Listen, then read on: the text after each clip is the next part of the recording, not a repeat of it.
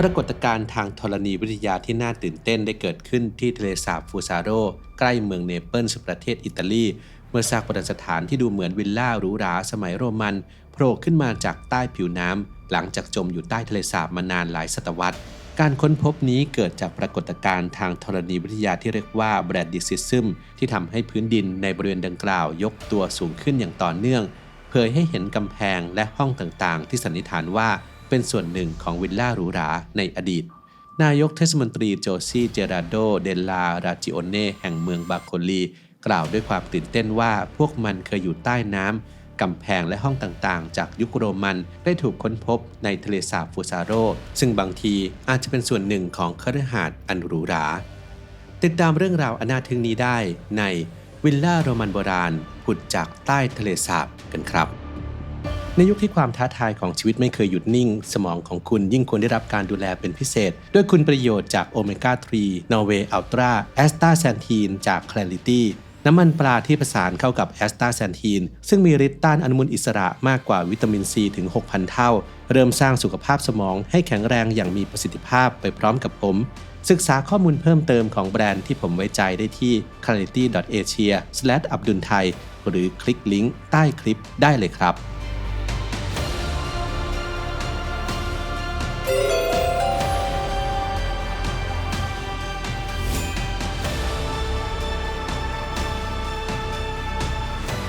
1. ปรากฏการณ์แบรดดิซิซึมเมื่อธรณีพลิกฟื้นอดีตแบรดดิซิซึมเป็นปรากฏการณ์ทางธรณีวิทยาที่หาชมได้ยากเกิดจากการเคลื่อนไหวช้าๆของเปลือกโลกไม่ว่าจะเป็นการยกตัวขึ้นหรือจมตัวลงโดยมีสาเหตุจากการเคลื่อนที่ของแมกมาหรือของเหลวใต้พิภพที่ร้อนจัดปรากฏการณ์นี้ทำให้พื้นดินพองตัวขึ้นหรือยุบตัวลงขึ้นอยู่กับปริมาณของแก๊สและแมกมาที่สะสมอยู่ในชั้นลึกใต้พื้นผิวโลกจากข้อมูลของสถาบันธรณีฟิสิกส์และภูเขาไฟแห่งชาติอิตาลีตั้งแต่ปี 2005 ระดับพื้นดินในบริเวณคัมปีเฟรเกรอีได้ยกตัวสูงขึ้นถึง 138 เซนติเมตรโดยเฉพาะในปี 2024 พบว่ามีการยกตัวเพิ่มขึ้นถึง 20 เซนติเมตรซึ่งแสดงให้เห็นถึงการเร่งตัวของปรากฏการณ์นี้การยกตัวอย่างรวดเร็วของพื้นที่ส่งผลให้พื้นทะเลสูงขึ้นและชายฝั่งถอยร่นนำไปสู่ความเสียหายและความยากลำบากในการเข้าถึงท่าเรือและมารีนาบางแห่งตามแนวชายฝั่งทะเลสาบฟูซาโรตั้งอยู่ในเขตเทศบาลบาโคลีเมืองเนเปิลส์ประเทศอิตาลีทะเลสาบแห่งนี้เกิดจากการยกตัวของแนวดินที่แยกมันออกจากทะเลเมดิเตอร์เรเนียนและอ่าวเนเปิลส์พื้นที่นี้เป็นส่วนหนึ่งของคัมปีเฟรเกรอีซึ่งเป็นแคลเดราหรือปล่องภูเขาไฟขนาดใหญ่ที่เกิดจากการยุบตัวของยอดภูเขาไฟประกอบด้วยธรรมชาติที่เกิดจากภูเขาไฟหลายแห่งรวมไปถึงภูเขาไฟซอลฟาตาราที่เป็นที่รู้จักกันดีจากร่องพ่นไอน้ำร้อนหรือฟิลมาโรเมื่อนึกย้อนไปในประวัติศาสตร์พื้นที่แห่งนี้เป็นพื้นที่ซึ่งอาณานิคมกรีกดั้งเดิมตั้งถิ่นฐานในศตวรรษที่ 8 ก่อนคริสตกาลชาวกรีกเรียกพื้นที่นี้ว่าคัมปีอาร์เดนติหรือคัมปีเฟรเกรอีเนื่องจากมีภูเขาไฟมากมายและปล่องภูเขาไฟที่มีไอน้ำพวยพุ่งแสดงให้เห็นว่าพื้นที่นี้ยังคงมีบางสิ่งเคลื่อนไหวอยู่ใต้ดินมากกว่า 2,000 ปี 2. วิลล่าหรูริมทะเลสาบวิถีชีวิตชนชั้นสูงโรมันวิลล่าที่โผล่ขึ้นมาจากทะเลสาบฟูซาโรเผยให้เห็นแง่มุมทางประวัติศาสตร์ที่น่าหลงไหลเมื่อพิจารณาจากภาพถ่ายทางอากาศพบว่าโครงสร้างนี้สอดคล้องกับฐานรากของอาคารโรมันซึ่งบางส่วนยังคงจมอยู่ใต้น้ำนายกเทศมนตรีเดราจิโอเน่อธิบายว่าวิลล่าแห่งนี้น่าจะมีห้องอาบน้ำร้อนหรือห้องอบไอน้ำแบบโรมันการก่อสร้างมีลักษณะเป็นแบบโอปุสเรติคูลาตุมซึ่งเป็นรูปแบบการก่อสร้างที่ใช้ในสถาปัตยกรรมโรมันยุคแรกโดยรูปแบบนี้สามารถพบเห็นได้ในโครงสร้างอย่างวิลล่าของฮาเดรียนและวังฤดูหนาวของเฮโรดในเมืองเจริโคแสดงให้เห็นถึงเทคนิคการก่อสร้างที่มีความซับซ้อนและความหรูหราของที่พักอาศัยใกล้กับทะเลสาบฟูซาโรมีซากเมืองโรมันโบราณชื่อไบอีที่จมอยู่ใต้น้ำบางส่วนเมืองนี้เคยเป็นรีสอร์ทยอดนิยมในสมัยโบราณและมีชื่อเสียงในด้านวิถีชีวิตแบบสุขนิยมตามบันทึกของเซกตัสโพรเพอร์ทิอุสกวีในยุคของจักรพรรดิออกุสตุสในศตวรรษที่ 1 ก่อนคริสตกาลไบอีถูกขนานนามว่าเป็นดินแดนแห่งความหรูหรา Vortex of Luxury และท่าเรือแห่งความชั่วหรือ Harbor of Vice ชนชั้นสูงและจักรพรรดิโรมันได้ทำให้ไบอีกลายเป็นที่ตั้งที่มีชื่อเสียงของวิลล่าหรูหรามากมายวิลล่าที่ค้นพบในทะเลสาบฟูซาโรน่าจะเป็นส่วนหนึ่งของบ้านพักตากอากาศสำหรับชนชั้นสูงเหล่านี้ที่หลบหนีความวุ่นวายของกรุงโรมมาพักผ่อนและสนุกสนานในบรรยากาศอันสวยงามของอ่าวเนเปิลส์ท่ามกลางบ่อน้ำร้อนธรรมชาติและมุมมองที่งดงามของทะเลเมดิเตอร์เรเนียน 3. กรณีศึกษาทางธรณีวิทยาความน่าสนใจของกรณีวิลล่าโรมันในทะเลสาบฟูซาโรอยู่ที่การเปรียบเทียบกับชะตากรรมของเมืองไบอีซึ่งได้รับผลกระทบจากแบรดิซิซึมเช่นกันแต่เป็นในช่วงที่พื้นดินเคลื่อนตัวลงทำให้พระราชวังเหล่านั้นจมลงใต้น้ำปัจจุบันรูปปั้นและโมเสกของพระราชวังเหล่านั้นยังคงสามารถมองเห็นได้ใต้น้ำเป็นเรื่องที่น่าทึ่งที่ในระยะห่างไม่กี่กิโลเมตรเราได้เห็นทั้งการยุบตัวลงและการดันตัวขึ้นของโบราณสถานโรมันจากปรากฏการณ์ทางธรณีวิทยาเดียวกัน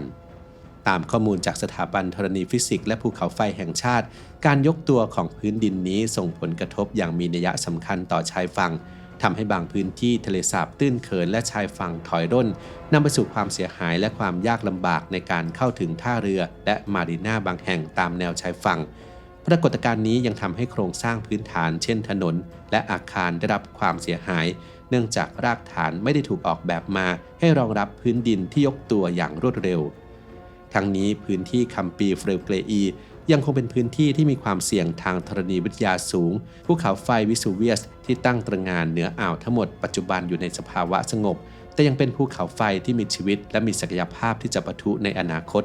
ใกล้กับบาโคลีทางตอนใต้ของอ่าวเนเปิลส์คือซากเมืองโรมันอื่นๆที่มีชะตากรรมอันน่าเศร้ารวมไปถึงปอมเปอีและเฮอร์คิวลาเนียมเมืองสำคัญเหล่านี้ถูกทำลายและฝังอยู่ภายใต้ชั้นหนาของเท่าฐานและหินภูเขาไฟระหว่างการปะทุของภูเขาไฟวิสูเวียสในปีค.ศ. 79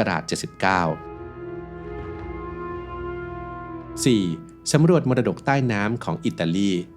ในขณะที่วิลล่าโรมันที่ทะเลสาบฟูซาโรกำลังโผล่พ้นน้ำเมืองไบอีโบราณที่อยู่ใกล้เคียงกลับยังคงจมอยู่ใต้ทะเล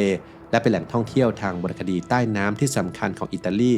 นักดำน้ำสามารถสำรวจถนนอาคารและสิ่งก่อสร้างโบราณที่ปัจจุบันกลายเป็นบ้านของสิ่งมีชีวิตใต้ทะเล